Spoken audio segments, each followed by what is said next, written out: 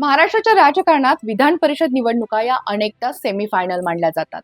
कारण या निवडणुकांमधून फक्त जागा जिंकल्या जात नाहीत, तर या निवडणुकांमधून सत्ताधारी आणि विरोधक यांची खरी ताकद, संघटनात्मक क्षमता आणि त्याचबरोबर ती राजकीय प्रभाव याची चाचणी देखील घेतली जाते. यंदाच्या स्थानिक स्वराज्य संस्था मतदारसंघांच्या या विधान परिषद निवडणुकीमध्ये मात्र एक वेगळं चित्र आपल्याला पाहायला मिळालं.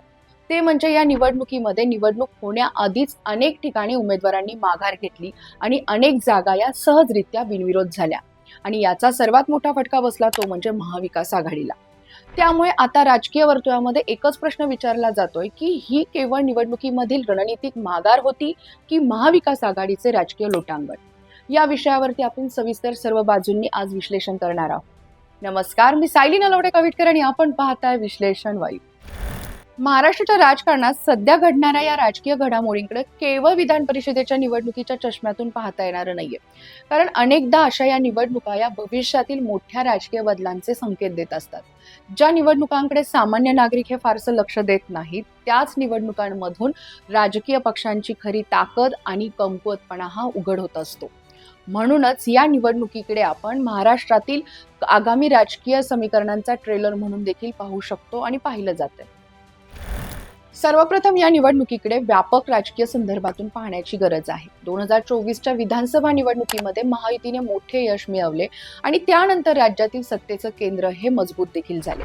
तर दुसरीकडे महाविकास आघाडीला अपेक्षित यश मिळाले नाही.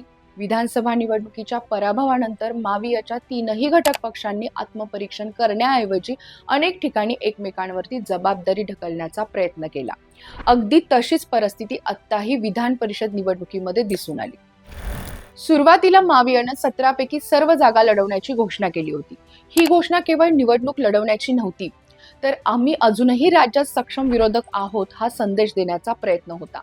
मात्र प्रत्यक्षामध्ये उमेदवारी अर्ज दाखल होण्यापासून ते माघारीच्या अंतिम मुदतीपर्यंत अनेक ठिकाणी परिस्थिती बदलत गेली. कोकण, ठाणे, पुणे, अहिल्यानगर आणि विदर्भातील काही जागांवरती उमेदवारांनी माघार घेतल्याने मावियाची रणनीती कोलमडल्याचं चित्र हे निर्माण झालं. विशेष म्हणजे काही उमेदवारांनी माघारीची घोषणा ही थेट महायुतीच्या नेत्यांच्या उपस्थितीत केली. यामुळे विरोधकांनी घोडेबाजार, दबावाचं राजकारण आणि आर्थिक व्यवहाराचे आरोप देखील केले. पण राजकारणामध्ये आरोपांपेक्षा वास्तव अधिक महत्वाचं असतं. वास्तव हे आहे की महायुतीचे 6 उमेदवार बिनविरोध निवडून आले. म्हणजेच काय, तर विरोधकांकडे लढण्याची इच्छाशक्ती किंवा क्षमता दोन्हीपैकी काहीतरी कमी पडलं. आणि इथेच सर्वात महत्वाचा प्रश्न निर्माण होतो, तो म्हणजे जर महाविकास आघाडी खरोखरच राज्यातील प्रमुख विरोधी शक्ती असेल तर लढण्यापूर्वीच त्यांनी इतक्या जागांवरती माघार घेण्याची त्यांच्यावरती वेळ का आली? कारण राजकारणात पराभव चालतो, पण न लढता माघार घेणं हे कार्यकर्त्यांच्या मनोबलावरती मोठं परिणाम करतं. आज माविया समोरचा सर्वात मोठा प्रश्न जागा जिंकण्याचा नाही, तर स्वतःच्या कार्यकर्त्यांमध्ये आत्मविश्वास निर्माण करण्याचा आहे.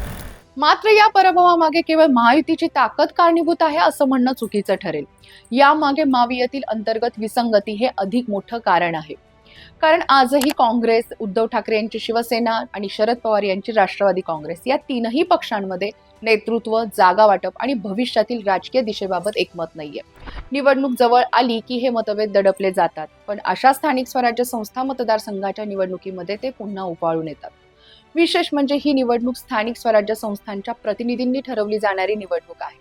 म्हणजेच ही जनतेच्या थेट मतदानाची निवडणूक नसली तरीही ती पक्षाच्या स्थानिक पातळीवरील प्रभावाची चाचणी ठरवणारी नक्कीच असते. गाव, तालुका, जिल्हा परिषद, पंचायत समिती आणि महानगरपालिका स्तरावरती कोणत्या पक्षाची पकड आहे याचं प्रतिबिंब या निकालामध्ये दिसतं. आणि याच ठिकाणी मावियाची पकड सैल होत असल्याचे संकेत आता या निवडणुकीमधून आपल्याला पाहायला मिळतात. काँग्रेसची परिस्थिती विशेषतः गुंतागुंतीची आहे. पक्षाकडे राज्यभर संघटनात्मक जाळं असलं तरीही नेतृत्वाच्या अनेक स्तरावरती गटबाजी आहे. विदर्भातील नेतृत्व वेगळा विचार करतंय, पश्चिम महाराष्ट्रातील नेतृत्व वेगळा विचार करतंय, तर मराठवाड्यात वेगळी समीकरणं आहेत. त्यामुळे जागा वाटप करताना नाराजी निर्माण होणं हे अगदीच अपरिहार्य आहे. अनेक ठिकाणी तर काँग्रेसच्या स्थानिक नेत्यांनी पक्षाच्या अधिकृत भूमिकेशी पूर्णपणे सहकार्य केल्याचं दिसलं नाहीये. शिवसेना उद्धव बाळासाहेब ठाकरे पक्षातही परिस्थिती फार वेगळी नाहीये. पक्षाला विधानसभा निवडणुकीमध्ये अपेक्षेपेक्षा फार कमी यश मिळाल्यानंतर अनेक स्थानिक नेत्यांमध्ये अस्वस्थता आहे. काही नेत्यांचं मत असं आहे की काँग्रेस आणि त्याचबरोबर ती राष्ट्रवादी सोबत राहिल्यामुळे शिवसेनेची स्वतंत्र ओळख कमी होत आहे. त्यामुळे स्थानिक पातळीवरील काही कार्यकर्ते पदाधिकारी हे स्वतंत्र भूमिका घेण्याच्या मानसिकतेमध्ये आहेत. तर दुसरीकडे राष्ट्रवादी काँग्रेस शरद पवार गटामध्ये देखील एक वेगळा संघर्ष सुरू आहे. अजित पवार यांच्या बंडानंतर पक्षाची संघटनात्मक ताकद ही कमी झालेली आहे, जी नाकारता येत नाहीये. शरद पवार यांचा करिश्मा अजूनही कायम असला तरीही स्थानिक स्वराज्य संस्थांमध्ये पूर्वी इतकी पकड राहिलेली नाहीये. अनेक जिल्ह्यांमध्ये जुनं नेतृत्व आणि नव्या नेतृत्वामध्ये संघर्ष सुरू असल्याचं देखील दिसतंय. त्याचा परिणाम हा उमेदवार निवडीमध्ये झाल्याचं देखील दिसून आलं. 2019 मध्ये याच महाविकास आघाडीनं राज्यात सत्ता स्थापन करून भाजपला विरोधी बाकावर बसवलेलं होतं. त्यावेळी उद्धव ठाकरे, शरद पवार आणि काँग्रेस नेतृत्वाची एकजूट ही भाजपसाठी सर्वात मोठं आव्हान मानली जात होती. पण 5-6 वर्षांनंतर परिस्थिती पूर्णपणे बदललेली दिसतीये. आज प्रश्न असा निर्माण झालेला आहे की माविय ही अजून राजकीय आघाडी आहे की केवळ निवडणुकीपुरता एकत्र आलेला समूह. या सर्व पार्श्वभूमीवरती महायुतीनं अत्यंत आक्रमक आणि व्यावहारिक रणनीती राबवली. भाजप, शिंदे गट आणि अजित पवार गट यांच्यात जागा वाटपांचे काही तणाव होते, पण त्यांनी ते सार्वजनिक होऊ दिले नाहीत. उलट प्रत्येक जागेवरती विजय मिळवण्यासाठी स्थानिक गणितं, संघटनात्मक ताकद आणि त्याचबरोबर ती सत्तेचा प्रभाव याचा प्रभावी वापर केला. परिणामी विरोधकांना अनेक ठिकाणी निवडणूक लढवणेच अवघड होऊन गेले. यामधील सर्वात महत्त्वाचा मुद्दा म्हणजे मानसिक विजय. राजकारणामध्ये काही विजय हे मतमोजणीपूर्वीच मिळतात.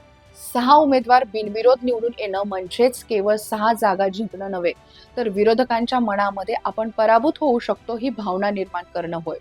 महायुतीला या निवडणुकीमध्ये नेमका हाच फायदा झालेला आपल्याला पाहायला मिळतोय. आणि यामध्ये आणखीन एक राजकीय संदेश दडलेला आहे की महाराष्ट्रात सध्या अनेक स्थानिक नेते पुढील राजकीय भविष्याचा अंदाज घेत आहेत. अशा वेळी कोणता पक्ष सत्तेत राहण्याची क्षमता ठेवतो आणि कोणत्या आघाडीचं भवितव्य अनिश्चित आहे याचा ते बारकाईनं अभ्यास करत असतात. विधान परिषद निवडणुकीमधील या निकालामुळे महायुतीकडे झुकण्याचा नेत्यांची जी संख्या आहे ती वाढू शकते. कारण भारतीय राजकारणाचा इतिहास असं सांगतो की जेव्हा एखादी आघाडी कमकुवत दिसू लागते तेव्हा सर्वप्रथम तिचे स्थानिक नेते आणि त्याचबरोबर ती प्रभावशाली कार्यकर्ते हे नवा पर्याय शोधू लागतात. याचे दुर्गामी परिणाम आता आगामी राजकीय घडामोडींमध्ये दिसू शकतात. कारण राजकारणामध्ये कार्यकर्ते आणि स्थानिक नेते हे नेहमी विजयी बाजूकडे आकर्षित होतात. जर महाविकास आघाडी सतत कमकुवत दिसत राहिली तर अनेक स्थानिक नेते आणि प्रभावशाली कार्यकर्ते हे महायुतीच्या दिशेने जाण्याचा विचार करू शकतात. महाराष्ट्राच्या राजकारणामध्ये पक्षांतराचं राजकारण हे नवीन नाहीये, त्यामुळे ही शक्यता पूर्णपणे नाकारता येत नाहीये. मात्र महाविकास आघाडीसमोर अजूनही संधी संपलेल्या नाहीयेत. कारण महाराष्ट्रामध्ये विरोधी राजकारणासाठीची अजूनही मोठी स्पेस उपलब्ध आहे. शेतकरी, बेरोजगारी, मराठा आरक्षण, ओबीसी प्रश्न, महागाई, स्थानिक विकास आणि प्रादेशिक असमतोल यासारखे अनेक मुद्दे आहेत की ज्यावरती विरोधक हे प्रभावी भूमिका घेऊ शकतात. पण त्यासाठी पहिल्यांदा त्यांना स्वतःच्या घरामधील वाद मिटवावे लागतील. अन्यथा जनतेसमोर पर्याय म्हणून उभे राहणं देखील त्यांच्यासाठी कठीण जाईल. तर दुसरीकडे महायुतीसाठी देखील हा विजय पूर्णपणे निश्चिंत करणारा नाहीये. कारण सत्ताधारी आघाडीमध्ये भाजप, शिंदे गट आणि अजित पवार गट यांच्यातील अंतर्गत स्पर्धा ही कायम आहे. सध्या सत्तेचा लाभ मिळत असल्यामुळे एकात्मता दिसत आहे. पण स्थानिक स्वराज्य संस्थांच्या निवडणुका आणि 2029च्या विधानसभा निवडणुकीची तयारी सुरू झाल्यावरती जागा वाटपांचे प्रश्न पुन्हा समोर येऊ शकतात. आता सर्वात महत्त्वाचा प्रश्न, ही निवडणूक 2029च्या विधानसभा निवडणुकीचा ट्रेलर आहे का? तर कदाचित लगेच हो म्हणणं धाडसाचं ठरेल. पण राजकारणात प्रत्येक छोटी निवडणूक भविष्यातील मोठ्या लढतीची दिशा दाखवत असते. आज महायुतीला मिळालेला मानसिक आणि राजकीय फायदा जर पुढील 4 वर्ष कायम राहिला तर 2029 मध्ये त्याचा मोठा परिणाम नक्कीच दिसू शकतो.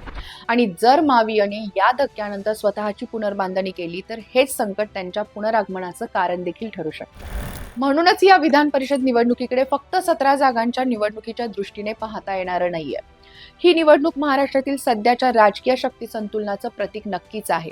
एका बाजूला सत्ता, संघटना आणि संसाधनांनी सज्ज महायुती आहे, तर दुसऱ्या बाजूला अजूनही स्वतःची दिशा शोधत असलेली महाविकास आघाडी आहे. कारण शेवटी महाराष्ट्राच्या राजकारणाचा इतिहास एक गोष्ट आपल्याला शिकवतो, ते म्हणजे इथं कोणताही पक्ष कायम विजेता राहत नाही आणि कोणताही पक्ष इथं कायम पराभूत राहत नाहीये. पण ज्या पक्षाकडे संघटना, नेतृत्व, स्पष्ट रणनीती आणि कार्यकर्त्यांचा विश्वास असतो, तो शेवटी जनतेचा विश्वास जिंकतो. शेवटी प्रश्न एकच आहे, महाविकास आघाडी या पराभवातून धडा घेऊन स्वतःला पुन्हा उभी करणार का, की हा पराभव भविष्यातील आणखीन मोठ्या राजकीय घसरणीची सुरुवात ठरणार? कारण राजकारणामध्ये पराभव घातक नसतो, पण पराभवातून शिकण्यात अपयश येणं हे मात्र घातक ठरतं. येणाऱ्या पुढील काही महिन्यांमध्ये महाराष्ट्रातील बदलणारी राजकीय समीकरणं याचं उत्तर नक्कीच देतील आणि कदाचित तेव्हाच ठरेल की विधान परिषद निवडणुकीमधील हे लोटांगण होतं की नव्या राजकीय पुनरागमनाची सुरुवात. तुम्हाला काय वाटतं? महाविकास आघाडीचं हे लोटांगण राज्याच्या पुढील राजकारणावरती किती परिणाम करेल? काय असेल पुढचं चित्र आणि कसा वाढणार महाविकास आघाडीचा आत्मविश्वास? तुम्ही तुमची मतं ही कमेंट बॉक्समध्ये नक्की नोंदवा आणि असेच विश्लेषणात्मक व्हिडिओज पाहण्यासाठी विश्लेषण वैद्य आपल्या YouTube चॅनलला नक्की सबस्क्राईब करा. तोवर जय महाराष्ट्र.